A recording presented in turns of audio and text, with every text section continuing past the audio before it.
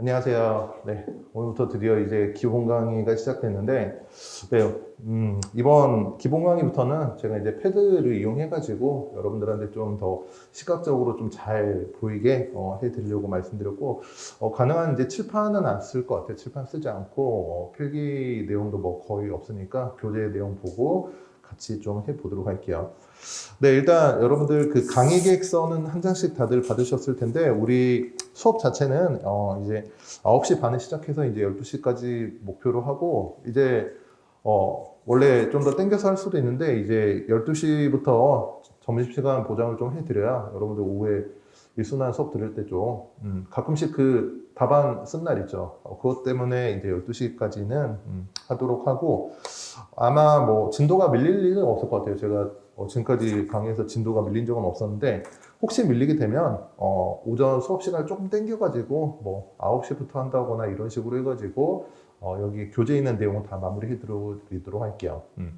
여러분들 지금 교재는 다들 받으셨을 것이고 그 교재로 이제 기본 강의 할 텐데 이번 기본 강의 목표는 뭐냐면, 일단 여러분들이 입문 강의 때 어느 정도 뼈대는 만들었잖아요. 그 뼈대를 좀 더 강화시키는 게 목표라고 생각하시면 돼요. 그래서 일단 어떤 문제가 나오더라도 일단 접근할 수 있는 게 목표라고 생각하시면 되고, 여러분들이 이제 자료에서뿐만 아니고 이 필세 문제를 어려워하시는 대표적인 이유가 뭐냐면, 생소한 문제가 나왔을 때 이걸 어떻게 접근해야 되지? 라는 것인 것 같아요. 그래서 그 문제를 제가 좀 더 도와드리기로 하고, 최근에 이제 저도 시험장도 갔다 오고 합격한 경험, 그리고 불합격한 경험이 있으니까 이 모든 것을 녹여서 말씀드려 보도록 할게요.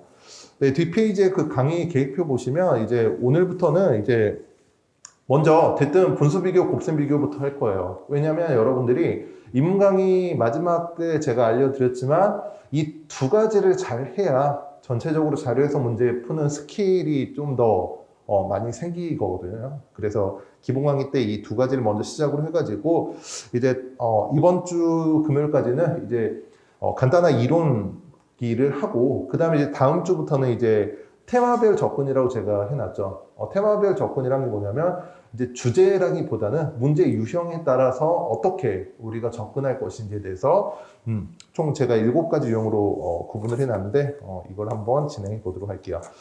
네, 일단 강의 계획서의 내용, 제시된 내용은 여기까지 말씀을 드리고, 네, 여러분들 교재 펴시면 이제 올해 이제 2021년이고 2022 대비 이제 합격자를 위한 기본서인데 한번 책 구성을 보도록 할까요?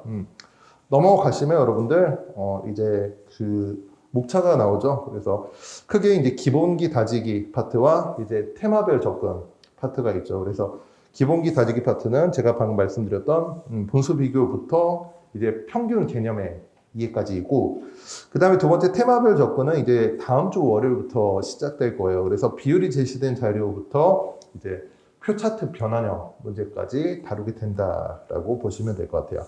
네, 그러면 이제 본격적으로 한번 쭉 보도록 할게요. 네, 먼저 기본기 다지기의 첫 번째 파트인 기본 개념의 분수 비교를 좀 볼게요. 분수 비교 여러분들이 입문 강의 때 했지만 다시 한번 리마인드 한다는 차원으로, 그리고 아직 좀 익숙하지 않으신 분들은 오늘 확실하게 좀 접근을 해 보시면 좋을 것 같아요. 네, 분수 비교는 사실 자료 해석에서 가장 많이 나오죠. 일단 비율이라는 것을 묻는 경우, 비율이라는 것에 대한 대표적인 표현이 거기 주어진 뭐 A당 B 또는 A 대비 B가 돼요. 네, 그래서 이런 키워드가 나오면, 그러니까 여러분들이 그렇게 생각하시면 될 것 같아요. 그렇죠? 당이라든가 대비 이런 애들이 나오면 일단 분수 비교구나 라고 캐치를 좀 해 두시면 좋을 것 같아요. 그 다음에 이 표현 자체로도 그렇지만 증가율 또는 감소율을 묻는 경우도 마찬가지죠. 그렇죠? 증가율, 감소율. 어차피 우리가 분수 비교를 해야 되는 과정이구나라고 생각하시면 될 것 같아요.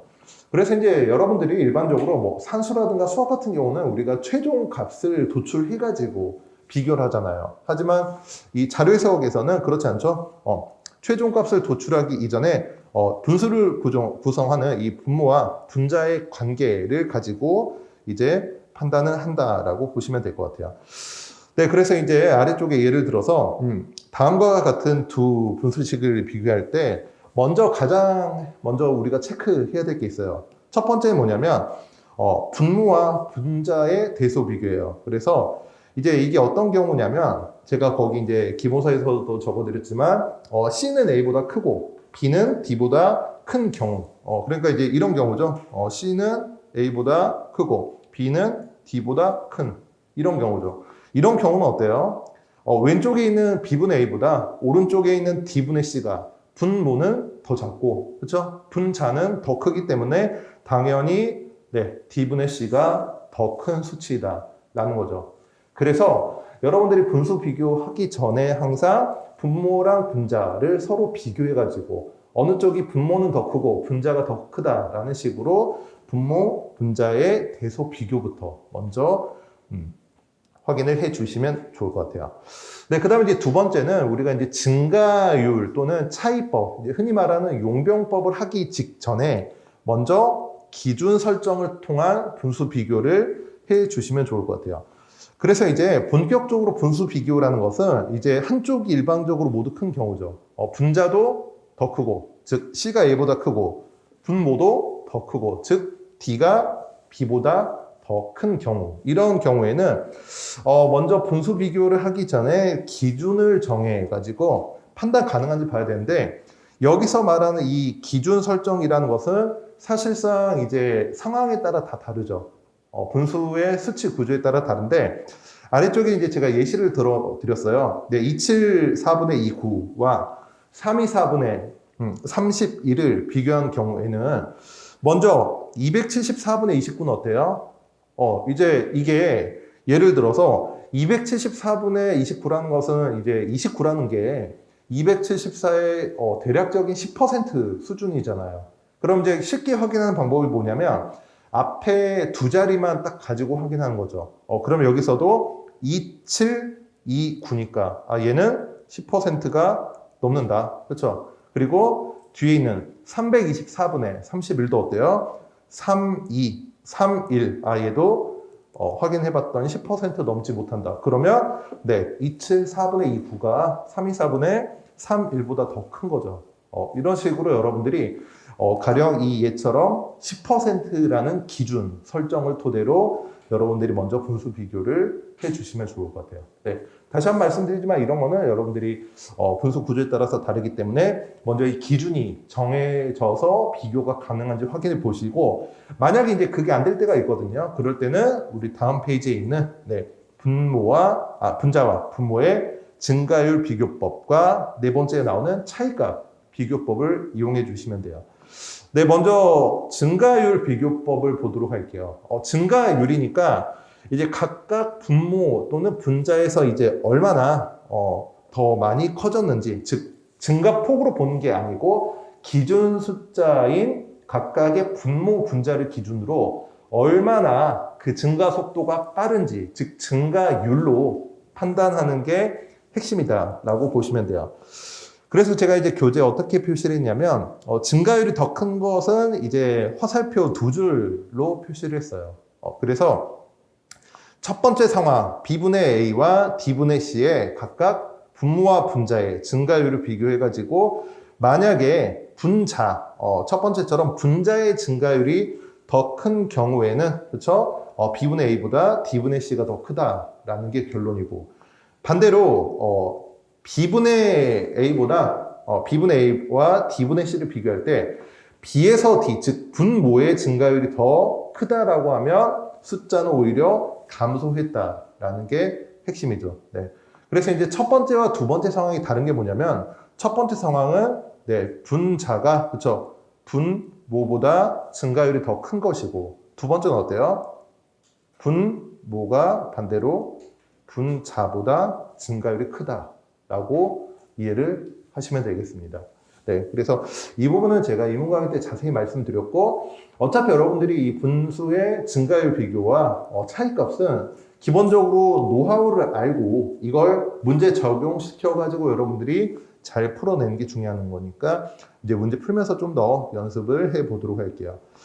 네, 아래쪽에 숫자를 제가 원래 그 분모 분자의 그쵸 기준 설정 비교법을 토대로 비교했던 그 숫자를 그대로 일단 가지고 와봤는데, 만약에 274분의 2, 9와 324분의 3일을 비교하는 경우에는 한번 써서 해볼까요? 274분의 2, 9와 그렇죠? 324분의 31도 분자는 어때요?